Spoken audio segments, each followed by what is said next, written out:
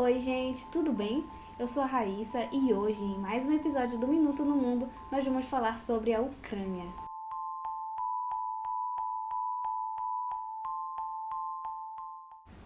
A Ucrânia, para quem não sabe, fica na fronteira com a Rússia, com a Bielorrússia, com a Polônia, entre outros países. A língua falada nessa região é de origem eslava, e sobre isso eu tenho uma curiosidade para falar para vocês no final desse vídeo. Apesar de ser um dos países menos falados da Europa, a Ucrânia teve uma vencedora do Prêmio Nobel de Literatura em 2015, a escritora Svetlana Alexievich. Da bibliografia da Svetlana eu tenho 2 livros.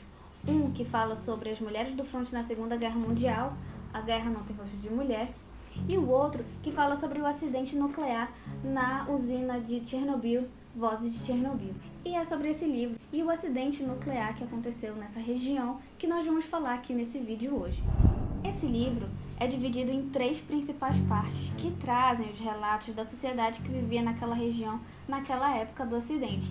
Ela é dividida na primeira parte, que traz os relatos dos soldados, na segunda parte, que traz os relatos do povo, e a terceira parte traz os relatos das crianças. Mas o relato que mais me chamou a atenção e me deixou impressionado nesse livro foi o primeiro, por se tratar da história de uma mulher recém-casada com um bombeiro e que estava esperando um filho dele. Esse bombeiro foi uma das primeiras pessoas que chegou lá na usina e, portanto, ele foi uma das pessoas mais atingidas e mais afetadas pela radiação do acidente nuclear. Eu vou ler um trecho aqui do livro para vocês. Há um fragmento de uma conversa. Agora me veio a lembrança. Alguém tentava me convencer. Você não deve se esquecer de que isso que está na sua frente não é mais o seu marido, a pessoa que você ama, mas um elemento radioativo com alto poder de contaminação. Não seja suicida, recobre a sensatez. Mas eu estava como louca. Eu te amo, eu te amo. Enquanto ele dormia, eu sussurrava, eu te amo. Caminhava no pátio do hospital, eu te amo. Levava a comadre, eu te amo. Ficava me lembrando de como vivíamos antes, da nossa casa. Ele só dormia segurando a minha mão. Tinha esse hábito, pegar no sono, segurando a minha mão, a noite toda. Aqui a gente percebe que o relato é extremamente forte e a gente consegue ter uma visão geral do que aconteceu e principalmente de como eles se sentiram naquele momento com aquele acidente. Bom, depois do acidente, devido aos altos níveis de radiação, a cidade precisou ser evacuada, mas hoje é possível fazer uma visitação nessa região. Eu, que tenho muita curiosidade de saber como é essa visita e o que se sente quando se está lá, convidei a Kathleen Suzy, que fez essa viagem à Ucrânia alguns anos atrás, para conversar um pouco com a gente sobre como foi essa experiência, quanto ela pagou, se ela foi sozinha, se ela foi acompanhada, como é possível fazer essa visita. Então, acompanha aqui comigo. Oi, eu sou a Kathleen e eu vou responder algumas perguntas sobre a minha viagem a Pripyat, Chernobyl, em Kiev, na Ucrânia. Em 2012 eu estava passeando por um blog de viagens que tinha um post sobre essa viagem para Pripyat, Chernobyl. Inclusive, em 2012 foi o ano em que as pessoas começaram a poder visitar essa área evacuada. E no meio de todos os destinos eu acabei ficando alucinada pela ideia de conhecer esse lugar tão inóspito e inacessível e que na minha cabeça seria impossível um dia eu conseguir pisar. Para chegar até lá é preciso fazer o booking no tour de uma agência. Na época nós pagamos $149 cada um e tinha direito a uma refeição na área limpa da cidade. No nosso caso, nós nos encontramos com a equipe do tour no hotel, pegamos a van, fomos até Pripyat, mais ou menos 4 horas de viagem. Acho que foi a viagem mais cara que eu fiz, tipo, contando o preço de passagem, que foi muito cara, a passagem para Kiev foi muito cara, e o tour foi muito caro. Agora a alimentação e o hostel lá foi tudo muito barato. E primeiro, entre pelos arredores da cidade de Chernobyl. Aí tu vais para Pripyat, anda um pouco pelas zonas de Pripyat que são mais seguras, por isso são todas guiadas. Depois ele te leva até o reator 4, que foi o que explodiu. e conta a história, ele vai contando, tem muitos monumentos, tem muitas homenagens para bombeiros. Então, apesar do alto teor de radiação, esse é um tour bem seguro, porque ele respeita todas as normas de segurança estabelecidas pelas autoridades ucranianas.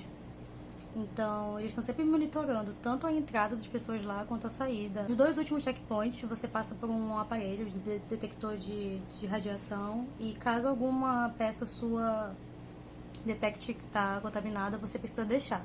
Pode ser de roupa, luva, casaco, sapato, o que for, você precisa deixar. Antes de chegar na cidade modelo, Pripyat, que abrigava 50 mil pessoas antes do acidente, eles param num colégio no caminho. E nesse colégio a gente vê marca de explosão, vê objetos que estão lá do mesmo jeito, vê sapato de criança, vê enfim. Mas quando eu cheguei na cidade, tipo, a gente entra, tem a plaquinha e tal. Quando eu cheguei na cidade e eu, tipo, caminhei entre os prédios e vi o parque de diversões que não foi inaugurado, ele ia ser inaugurado logo depois do acidente e então ele ficou lá, em ruínas, mas ele tá lá, intacto do mesmo jeito. E quando eu vi o parque de diversões, eu, tipo... Aí eu caí na real. Tipo, cara, eu tô aqui mesmo, que louco. Tô aqui tão longe de casa, tô aqui numa cidade fantasma, tô aqui numa cidade evacuada, radioativa. E é uma situação que eu não sei explicar.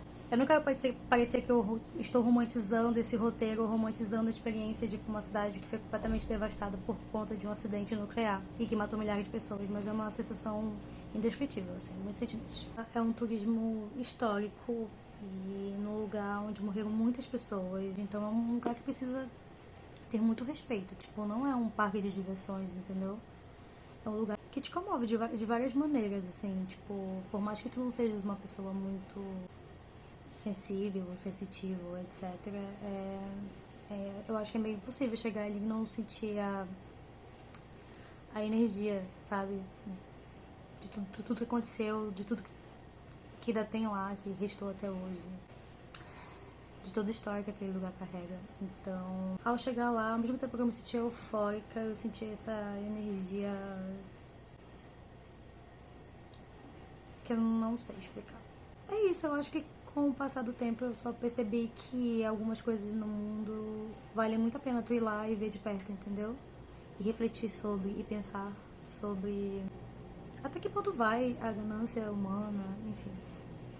Assim como os relatos da Kathleen, o livro também traz questões sobre a perspectiva dos sentimentos dos personagens que dão margem para a gente compreender a política e a sociedade daquele momento, daquela época, e como a sociedade era esquecida pela política daquela região. E eu questiono essa questão da política, de um país esquecido pela sua própria política, porque a própria autora faz esses questionamentos. Ela diz que essa questão foi acobertada por anos e ela só foi mesmo mediatizada quando a poeira radioativa chegou na Suécia.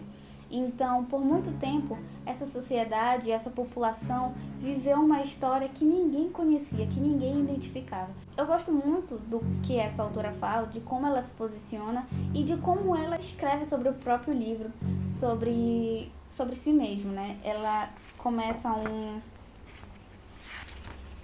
faz um monólogo consigo mesma, basicamente. Ela escreve entrevista da autora consigo mesma sobre a história omitida e sobre o porquê Chernobyl desafia a nossa visão do mundo. E eu gosto de uma parte que ela fala o seguinte: esse livro não é sobre Chernobyl, mas sobre o mundo de Chernobyl. Sobre o evento propriamente dito, já foram escritos milhares de páginas e filmados centenas de milhares de metros em película. Quanto a mim, eu me dedico ao que chamaria de história omitida, aos rastros imperceptíveis da nossa passagem pela Terra e pelo tempo. Escrevo os relatos da cotidianidade, dos sentimentos, dos pensamentos e das palavras. 1 ano depois da catástrofe, alguém me perguntou: todos estão escrevendo, mas você, que vive aqui, não escreve, por quê? Eu não sabia como escrever sobre isso, com que ferramentas, a partir de que perspectiva. Se antes, quando escrevi os meus livros, eu observava o sofrimento dos outros, dessa vez éramos, a minha vez e eu, parte do acontecimento. Fundiram-se numa só coisa, não havia distância. O nome do meu país, pequeno e perdido na Europa, quase nunca pronunciado no mundo, passou a ecoar em todas as línguas. o meu país converteu-se no diabólico laboratório de Chernobyl. E nós, bielorrussos, no novo Chernobyl. Bom, e finalmente esse longo vídeo vai chegando ao fim. E vocês lembram que eu falei que tinha uma curiosidade para contar no final desse vídeo? Esse momento chegou. Para quem não sabe, o meu nome é um nome de origem eslava. E a pronúncia correta dele é Raíssa, com apenas um S. Eu descobri isso quando eu conheci um polonês em 2018 e ele me falou que o meu nome era muito comum lá na Polônia e me disse que a pronúncia correta era essa. Depois eu perguntei pro meu pai se ele sabia dessa história e ele disse que sim, que ele escolheu esse nome porque foi uma homenagem à última primeira-dama da União Soviética, Raíssa Gorbachev. Eu espero que vocês tenham gostado do vídeo. É isso e até a próxima. Um beijo, tchau!